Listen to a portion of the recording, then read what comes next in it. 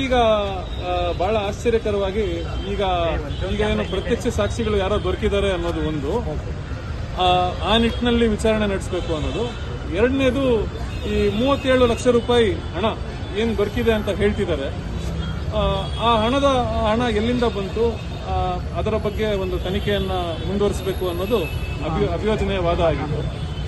ಇದಕ್ಕೆ ನಮ್ಮ ತಕರಾರು ಏನಾಗಿತ್ತು ಅಂದ್ರೆ, ನಮಗೆ ಸರ್ವೋಚ್ಚ ನ್ಯಾಯಾಲಯದ ಆದೇಶಗಳ ಪ್ರಕಾರ ರಿಮೈಂಡ್ ಅರ್ಜಿ ಹಾಗೂ ಬಂಧನದ ಕಾರಣಗಳನ್ನ ನೀಡದೇ ಇದ್ದಲ್ಲಿ ಆ ರಿಮೈಂಡ್ ಅರ್ಜಿ ಊರ್ಜಿತ ಆಗೋದಿಲ್ಲ ಅನ್ನೋದು ನಮ್ಮ ವಾದ ಆಗಿತ್ತು. ಅದು ಮೊನ್ನೆ ಮ್ಯಾಜಿಸ್ಟ್ರೇಟ್ ಸಾಹೇಬರಿಗೂ ನಾವು ಅವರ ಗಮನಕ್ಕೆ ತಂದಿದ್ದೀವಿ. ಆದರೆ ಮಾನ್ಯ ಮ್ಯಾಜಿಸ್ಟ್ರೇಟ್ ಸಾಹೇಬರು ಅದನ್ನ ಗಮನಕ್ಕೆ ತೆಗೆದುಕೊಂಡು ಅವರ ಆರ್ಡರ್ ಶೀಟ್ನ ಪ್ರತಿಯಲ್ಲಿ ಅದನ್ನ ನಮೂದಿಸಿದ್ದಾರೆ.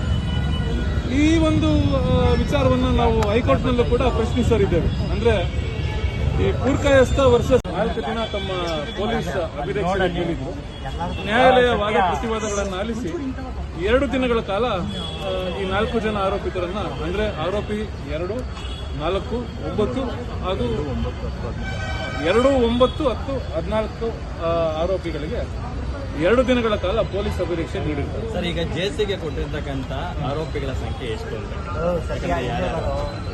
ನೋಡಿ, ಈ 4 ಆರೋಪಿಗಳನ್ನ ಹೊರತುಪಡಿಸಿ ಎಲ್ಲ ಆರೋಪಿಗಳನ್ನ ನ್ಯಾಯಾಂಗ ಬಂಧನಕ್ಕೆ ನೀಡಿರ್ತಾರೆ.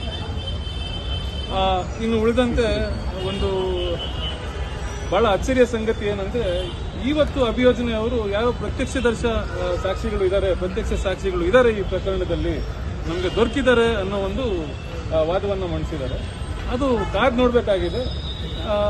ನಮ್ಮ ಅನಿಸಿಕೆ ಇದ್ರ ಬಗ್ಗೆ ಏನಂದ್ರೆ, ಸೃಷ್ಟಿ ಮಾಡೋ ಎಲ್ಲ ಒಂದು ಅವಕಾಶಗಳು ಅಭಿಯೋಜನೆಗೆ ಇದೆ ಅನ್ನೋದು ನಮ್ಮ ವಾದ ಆಗಿತ್ತು. ಹಾಗಾಗಿ ಎಲ್ಲ ಪ್ರತಿವಾದಗಳನ್ನ ಮಾನ್ಯ ಮ್ಯಾಜಿಸ್ಟ್ರೇಟ್ ಸಾಹೇಬರು ಅವರು ಕೂಡ ವಾದ ವಿವಾದಗಳನ್ನು ಆಲಿಸಿ 2 ದಿನಗಳ ಕಾಲ ಪೊಲೀಸ್ ಅಭಿರಕ್ಷೆಗೆ ಈ 4 ಜನ ಆರೋಪಿತರನ್ನ ನೀಡಿರ್ತಾರೆ. ಜಾಮೀನು ಅರ್ಜಿಯನ್ನು ಸಲ್ಲಿಸಿದ್ದಾರೆ ಸರ್. ಪೊಲೀಸ್ ಅಭಿರಕ್ಷೆ ಮುಗಿದ ನಂತರ ಅಂತಿಮ ರಿಮಾಂಡ್ ಅರ್ಜಿಯನ್ನು ಪರಿಶೀಲಿಸಿ ಜಾಮೀನು ಅರ್ಜಿಯನ್ನು ಸತ್ರ ನ್ಯಾಯಾಲಯದಲ್ಲಿ ಸಲ್ಲಿಸತಕ್ಕದ್ದು.